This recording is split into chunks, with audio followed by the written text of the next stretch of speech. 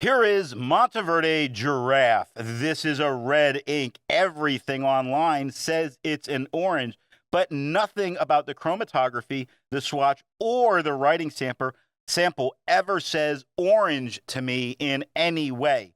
There is a very noticeable tone shift as paper changes, but it is always red and never shows a hint of orange, not even in the bit of shading that can be seen there. On non-fountain pen friendly paper, there is a catastrophe with the constant feathering, bleeding, and general bad performance. Not a good ink for student note takers.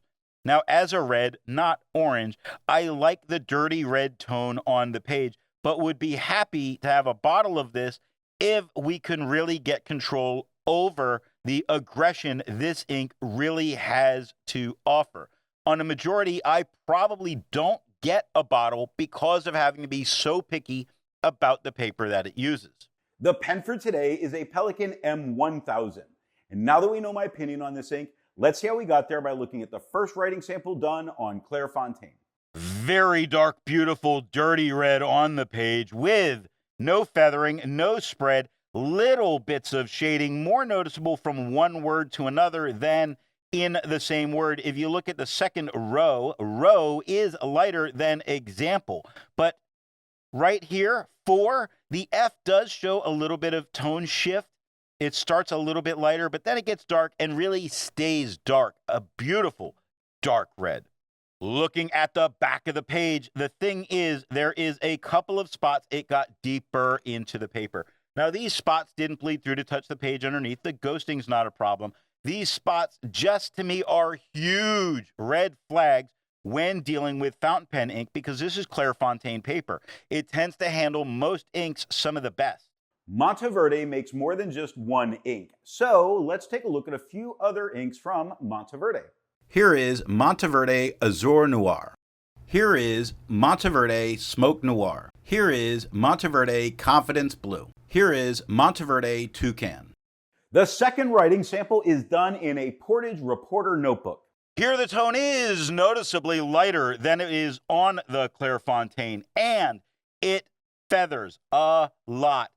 I don't care about anything after that. The amount of feathering that's going on here makes it distracting, makes it unusable to me on this paper. Really not a good combination. Looking at the back of the page, this is an absolute bloodbath as all of these spots bled through, touching the page underneath, spotting it all over the place. The feathering on the front, the bleed on the back, those are my two top criteria when looking at an ink personally for buying a bottle. And this is a full no to me. There's a lot to be learned by doing multiple chromatographies. The one on the left is done the way it's supposed to be done. A line of ink is put down to immediately put into water to show the separation of those colors making the ink. Now the one on the right is marked with a D. This is allowed to dry for 10 minutes before it's put into water. The third writing sample is done in a national brand Steno notebook. Here we see the tone is noticeably lighter, a whole lot lighter than it was on the Clairefontaine, likely affected by the paper, showing that it's much more translucent. Not a problem, really. The problem, if it isn't obvious, is the very constant feathering. This is a feathery mammoth. This should be a character on Sesame Street with all of its feathers all the time. There's no need to look any farther. This is full stop.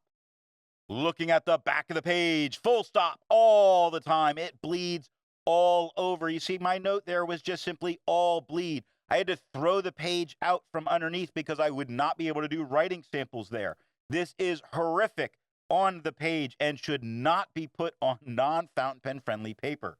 Resistance tests are done to see how well this ink can be expected to perform on the page, and more importantly, how hard it may be to clean from your pen. Now, this smear is allowed to dry for 3 days before testing it. In the upper left, you can see where there is highlighter. In the upper right, that is pen flush. The lower left has a 1/3 bleach solution, and the lower right has plain old water. The next writing sample is done in a Rhodia notebook. Here the tone is noticeably lighter than it is on the Clairefontaine. It does not feather. Other than here, where here. Oh my God. Or here, or here, or here. Oh my God. Here. Oh God. It's feathering a lot on Rhodia. And who cares about the rest that could be said there? Oh God. It's bad. It's so bad. Looking at the back of the page, it bled through to the page underneath on Rhodia, on a copy or on a coated paper. So bad, so horrific. Oh my God. No. With over 1,000 inks reviewed, let's take a look at a few more red inks. Here is Birmingham Pen Company Bloomfield Red. Here is Caran-d'Ache Infrared. Here is Colorverse Office Red. Here is Diamine Carnival. All of the inks that you just saw have a review here on the channel. Now, the next writing sample is done in a composition lab notebook.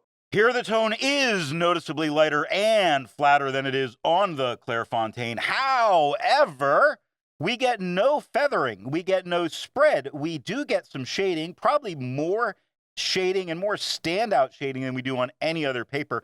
This appears to be the best performance we're getting out of this ink. It's standing out against the quad rule without any kind of a problem.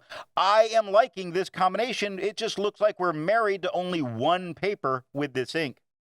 Looking at the back of the page, no bleeding, no ghosting, success.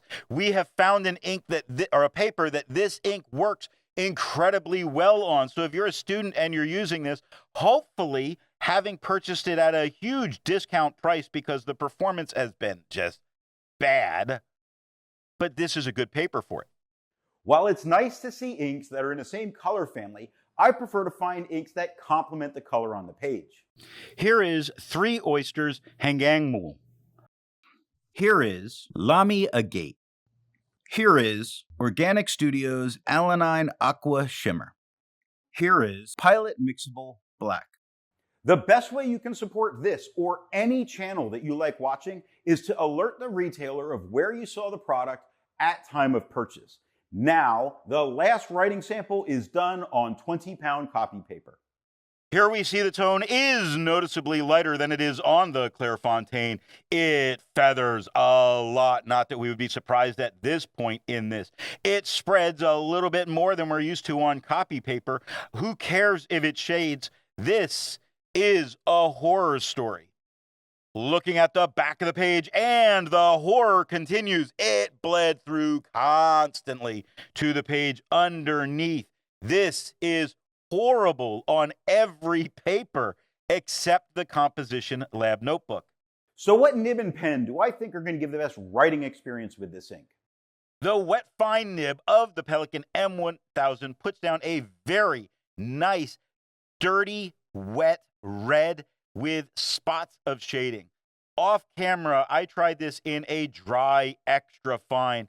The tone lightened, it shaded a little bit more, but it is just as aggressive on non-fountain pen friendly papers and still shows aggression on many of the fountain pen friendly papers. So there are a couple of needs for this ink. First, the right paper, like the composition lab notebook.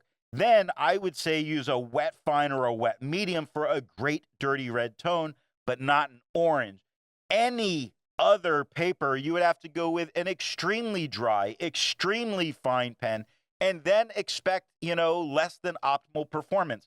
So the only thing here is that you only get to use this in a composition lab notebook.